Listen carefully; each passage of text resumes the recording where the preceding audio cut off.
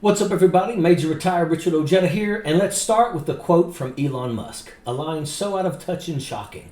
No one would bother trying to assassinate Kamala Harris. Which is like nobody's even bothering to try to kill Kamala because it's pointless. What do you achieve? Nothing. No, it's totally Just find right. another puppet. Exactly. It's no point in killing. It's deep and true, though. Nobody's trying to kill Joe Biden. Now, this isn't just an offhand comment. It's part of a disturbing trend. And Musk's new buddy, Donald Trump, he's right there with him, recently calling Democrats the enemy from within. That's right, Trump's words, enemy from within. I think the bigger problem is the enemy from within, not even the people that have come in and destroying our country. By the way, totally destroying our country. The towns, the villages, they're being inundated. But I don't think they're the problem in terms of election day. I think the bigger problem are the people from within. We have some very bad people. We have some sick people, radical left lunatics. And I think they're and it should be very easily handled by, if necessary, by National Guard, or if really necessary, by the military. Aren't just reckless, folks. They're a direct threat. He's openly calling American citizens enemies, vowing to use the military against his political opposition. Think about this. When Hillary Clinton made that basket of deplorables comment, it was all over the news. The GOP turned it into a rallying cry. But Trump, he's gone beyond name-calling. He's now pledging to mobilize the National Guard and military against Americans he doesn't like. And the silence around this is absolutely deafening. It doesn't stop there. Trump, when asked what agencies he'd like to shut down, turned to Musk, saying he'd make him Secretary of Cost-Cutting in his administration. So that there's a lot of fat in government that you would want to slim Incredible down. fat. So what agencies would you want to shut down? Well, let me have you ask another person that, because I'm going to have Elon Musk. He is dying to do this. He's a great business guy, and he's a great cost cutter. You've seen that. And he said, I could cut costs without affecting anybody. So he will be in the cabinet? Not in the cabinet. He doesn't want to be in the cabinet. He just wants to be in charge of cost cutting. We'll have a new position, Secretary of Cost Cutting, okay? Elon wants to do that. This isn't a joke. This is a move towards oligarchy. Trump's wanting billionaires like Musk to run the country. Just because Musk showers Trump with flattery, Trump's ready to hand him power. Musk wants to get us to Mars, to literally leave Earth behind, and Trump, he'd be happy to follow him, as long as it means escaping the realities of the working class Americans that they both ignore. Musk and Trump claim to be anti-establishment, the ones fighting for the forgotten American.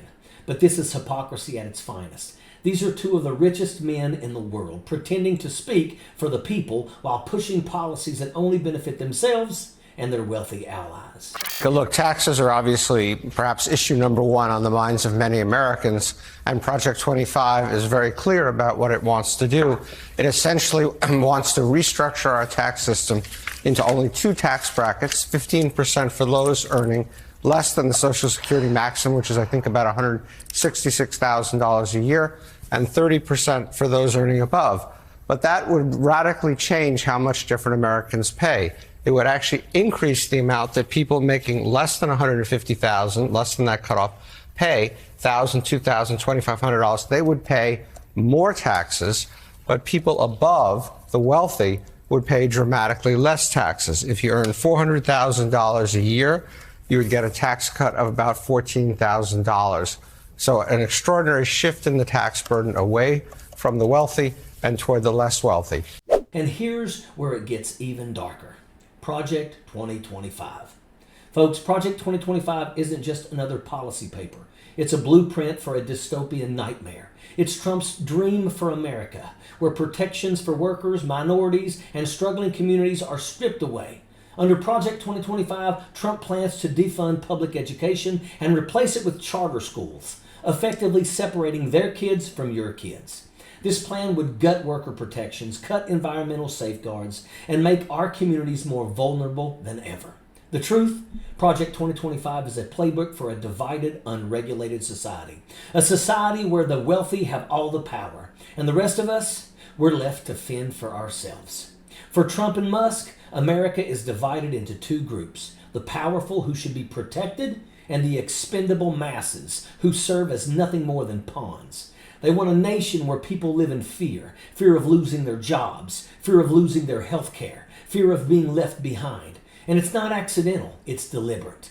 When people are afraid, they're easier to control. And that's exactly what Project 2025 aims to do. They want to keep Americans divided and distracted. While we're busy fighting each other, they're laughing all the way to the bank, consolidating power and building a future that serves them and only them. Trump's Project 2025, the group project from hell, which is ironic given that it's funded by evangelicals. On the menu for Trump's Project 2025 are things like restricting access to birth control, contraception, IVF. It seems like the only thought these extreme MAGA politicians give women is how can we make these incubators produce more, talk less, and stop listening to Taylor Swift. This election season, let's not forget that if you give these extreme politicians led by Trump the world, they will go back to stripping you of your rights and dignity. Just like other papa. I think that's why they've become so iffy about democracy. Because if it wasn't for gerrymandering in the Electoral College, they're getting whooped culturally so hard, they wouldn't stand a chance. The majority of Americans disagree with the extreme policies found in Project 2025. And I mean, just go read it for yourself and go vote. Holy. The America Trump and Musk envision isn't one of unity or equality. It's a place of division, more like an apartheid regime than a democracy. They want a society where the elite control the resources, where wealth decides worth, and where diversity is treated as a threat. This isn't leadership, it's a step backwards, a push to divide Americans by fear, by privilege, and by hate. Make no mistake, Trump's portrayal of cities like Detroit as symbols of decay is just part of the plan.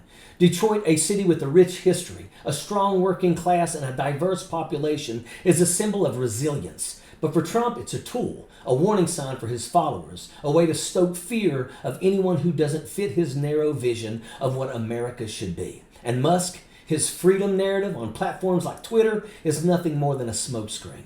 It's a space where hate and division can thrive, where his supporters echo Trump's rhetoric, dividing us further. It's the same reason Trump fans the flames of hate in his rallies, calling cities like Detroit cesspools of decay. And while Trump and Musk are busy selling us his twisted version of America, they're ignoring voices like Desmond Tutu's, a man who stood up against apartheid and said, "There is no future without forgiveness." But Trump and Musk, they aren't interested in forgiveness. They aren't interested in healing or unity. They're only interested in exploiting America's divides, ripping open old wounds, and making us believe that America's future lies in looking backwards. Here's the bottom line. Their agenda isn't just offensive, it's dangerous. They're setting up a future where fear wins, where diversity is seen as a weakness, and where equality is an attack on freedom. But we don't have to buy into their twisted narrative. The future of this country isn't for sale to the highest bidder. It's not going to be defined by fear, hate, or division. The America we believe in is one where every community is valued, where working people are respected, and where our diversity is our strength. So here's what we need to do. Register to vote. Make a plan for Election Day. This isn't just about Trump or Musk. It's about standing up for an America that refuses to be divided, an America that believes in unity, resilience, and progress for everyone. Trump and Musk's version of America may be loud, but we can drown it out. We know the truth, and we're not afraid to fight for it. And that is an absolute fact. Sappers clear the way, airborne all the way.